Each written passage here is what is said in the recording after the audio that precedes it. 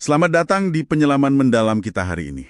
Halo. Sumber kita kali ini sebuah ringkasan cerita yang Anda siapkan ya, Iya, tentang nenek dan cucunya. betul. Ringkasan aja sih, tapi cukup padat. Kisah Nenek Aminah dan Budi. Oke, misi kita nih, coba gali lebih dalam soal kehangatan, kesederhanaan, terus juga cara unik mereka hadapi kesedihan di cerita ini. Gimana, Anda siap? Siap-siap. Mari kita bedah.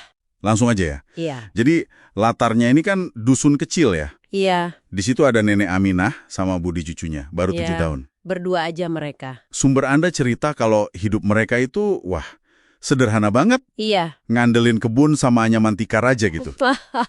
betul. Sangat bersahaja. Tapi yang langsung, menonjol gitu. Justru di tengah kesederhanaan itu, Iya.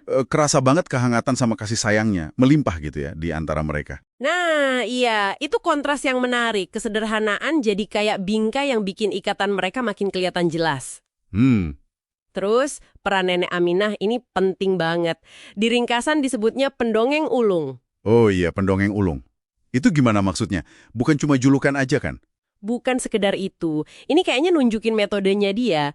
Jadi lewat cerita-cerita, Nenek Aminah nggak cuma hibur Budi, tapi juga secara halus gitu nanamin nilai-nilai kayak kebaikan, keberanian.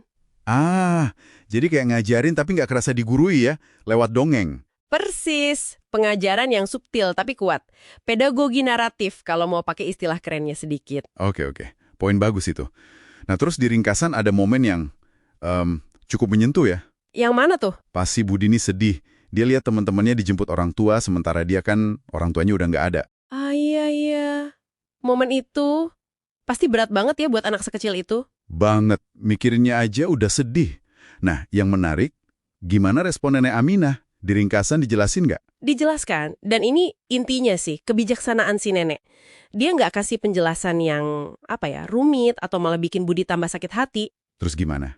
Dia pakai metafora. Cantik banget caranya. Sumbernya bilang, Nenek Aminah jelasin kalau orang tua Budi itu udah jadi bintang paling terang di langit. Bintang paling terang? Iya, yang selalu ngawasin Budi dari jauh. Cara yang lembut banget kan buat bantu anak pahami kehilangan. Wah, itu dalam banget ya. Dan berhasil. Ringkasannya mencatat kalau penjelasan itu bikin hati Budi tenang. Itu dia. Pakai imajinasi ya. Betul.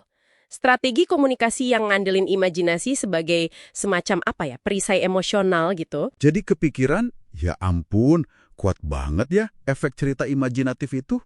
Apalagi buat anak-anak. Iya kan? Ringkasan ini bener-bener nunjukin gimana penjelasan nenek, walau nggak harfiah, tapi ngasih kenyamanan yang pas banget buat Budi saat itu.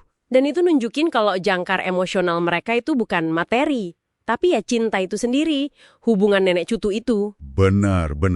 Itu yang bikin hidup sederhana mereka jadi kerasa cukup gitu ya. Iya, bahkan bahagia kalau lihat dari ringkasan ini. Iya, setidaknya cukup dan tenang. Efeknya kan langsung terasa tuh, hati Budi jadi tenang. Ini nunjukin kekuatan metafora tadi. Apalagi buat anak-anak yang dunianya masih campur aduk antara nyata sama fantasi. Kelembutan metafora kadang lebih ngena daripada kebenaran harfiah yang dingin. Apalagi soal duka. Jadi kalau kita tarik benang merahnya nih, dari penyelaman singkat ke ringkasan Anda ini, apa ya intinya? Kayaknya sih ya cerita ini nunjukin gimana cinta, terus cara cerita yang bijak, sama penerimaan itu bisa tumbuh subur banget. Bahkan dalam kondisi paling sederhana sekalipun ya. Betul, fokusnya jadi ke kebahagiaan dari hubungan, bukan dari punya barang atau materi. Oke. Nah, kalau kita coba lihat lebih luas lagi, gimana? Ada hubungannya nggak sama hal lain? Ada banget menurut saya. Kalau kita tarik ke konteks lebih luas, kisah Nenek Aminah dan Budi ini nyentuh cara kita komunikasi soal topik sulit. Oh, terutama ke anak-anak ya? Iya, terutama ke anak-anak. Ringkasan ini kayak ngasih contoh nyata gitu. Betapa kuatnya narasi sama metafora buat ngebentuk pemahaman. Juga buat bangun ketahanan emosional, cara orang memaknai kehilangan atau kesulitan. Bener juga ya.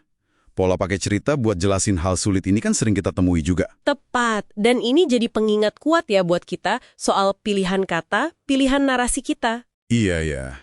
Hati-hati banget memang harusnya. Nah, mungkin ini bisa jadi satu pertanyaan penting buat Anda renungkan lebih lanjut setelah dengar ringkasan ini. Apa tuh? Gini, bagaimana cara kita membingkai sebuah kebenaran yang sulit kayak yang Nenek Aminah lakukan buat Budi itu, apakah cara kita membingkai itu bisa secara fundamental mengubah dampaknya ke penerimaan dan pemahaman seseorang, apalagi di usia formatif mereka? Pertanyaan bagus tuh. Sesuatu buat dipikirkan ya. Iya, sesuatu untuk direnungkan lebih lanjut.